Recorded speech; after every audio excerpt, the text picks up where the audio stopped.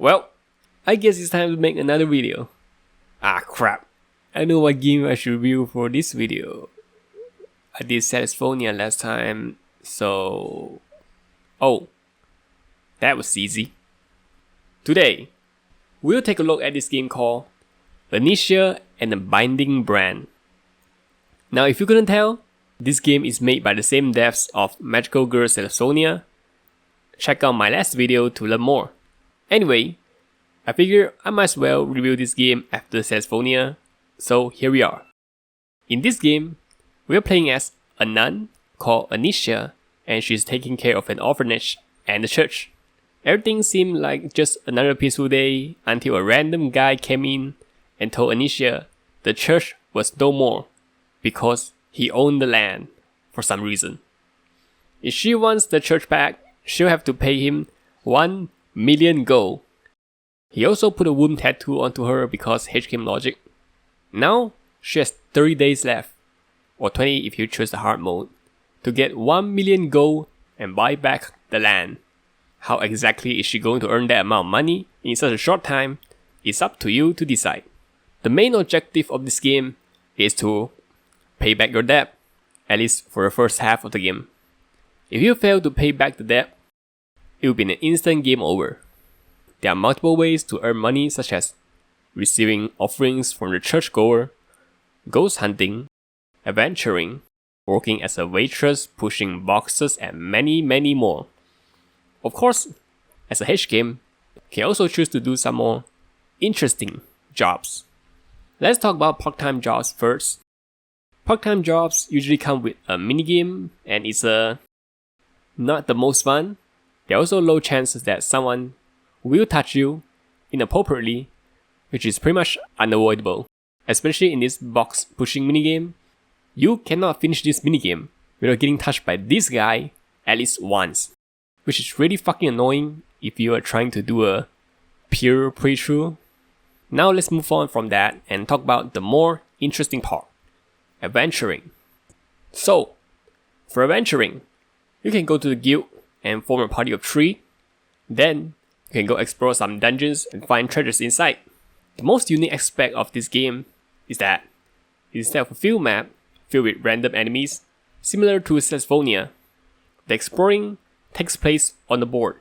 You have to roll the dice to move, and based on where you land, you can encounter different events. Yes, no more annoyingly dodging monsters left and right. We are now playing Mario Party. Furthermore, not only do you have to roll dice to move forward, but you also need to roll dice when you're dealing with enemies, which means the combat heavily relies on RNG. Obviously, RNG combat system sounds like hell, but devs balance it out by making the enemies easier to defeat. I never had much trouble trying to beat an enemy or boss in this game, other than the ghosts. Fuck the ghosts. Pieces of shit that only holy damage can walk on them. Anyway, I think the combat is pretty unique, and I enjoyed it. By the way, some of you guys might have been wondering, what the hell are my teammates? Well, it is possible to have custom teammates on the team. All you need to do is get an image with 144 by 144 resolution and put it into the face file in the game directories. After that, head inside the guild, talk to the guy, and make your own teammates. Here I have myself, Soy Jack, Inoue, Petal, and Ash Baby. There is a downside to this, however. Choosing to have custom characters on your team instead of the default characters means that you miss out on some interesting dialogues. But it is also very funny to have Petal and Ash Baby on my team. As for the scenes in this game, if you enjoy what you've seen in California, you will definitely enjoy the ones in this game as well. It's mostly the same thing, but takes place in a fantasy world and has a nun as the main character instead of a high school girl. However, you could easily tell how much better the art style has improved, as Enishia came out after California, and I very much prefer the scenes in this game more than California. On the flip side, this game does have fewer outfits that you can equip, unlike California. And although I personally don't mind that much, If anyone loves to dress up their MC, this might be a bummer. Overall, I think the scenes in Enishia are a slight upgrade from Saxophonia because of the improved visual, but while also come with the downside of having less equipable outfits. Now, let's move on to the plot of this game. The general story involves you paying back your debt.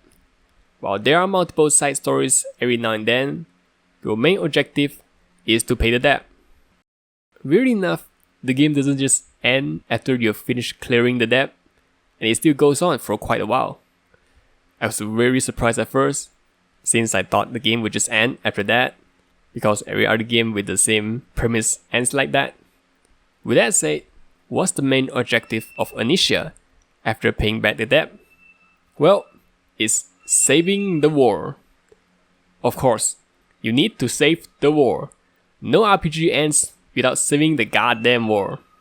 Right now, instead of having a countdown timer telling you how much time you have left before the bad ending, you now have an infinite amount of time to do whatever you want.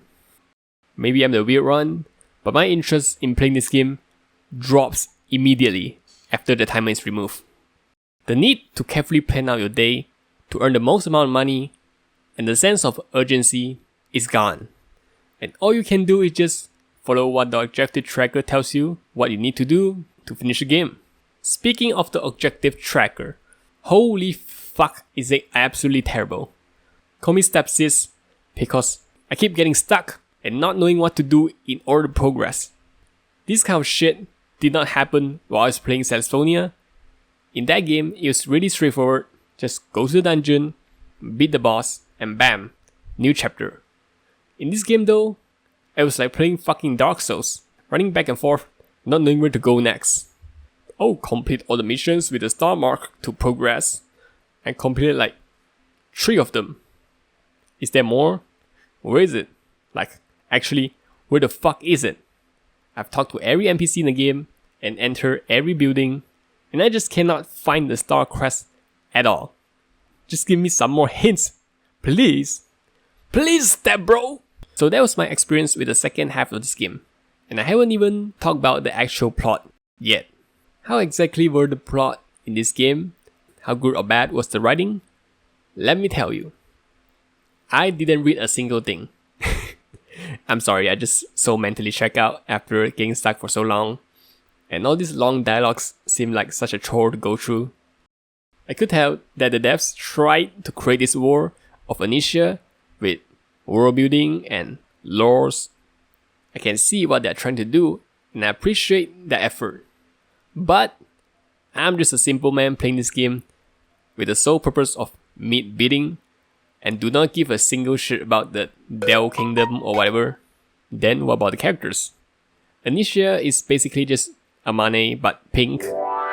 We see is Anishia's childhood friend, I think. I don't know what is the purpose in the story. Snoozy, Saygax, Luna, Expedition Machine. Look at the amount of text she's spouting. Debt collector guy, or a farmer. To put it simply, yeah, the characters are pretty ass. Overall, Enishia and the Binding Brand is a good game. I enjoyed the first half of it, and the board exploration mechanics are really unique. However, how good the mechanics is varies from person to person. If you like RNG more and fairer combat, you enjoy Enishia more.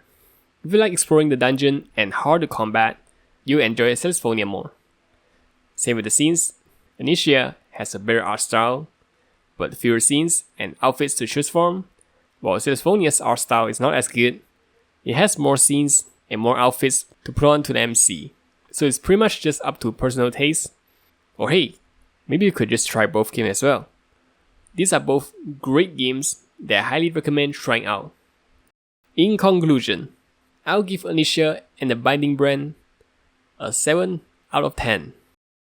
By the way, is jerking it to Enishia considered a sin since she's a nun? Uh-oh.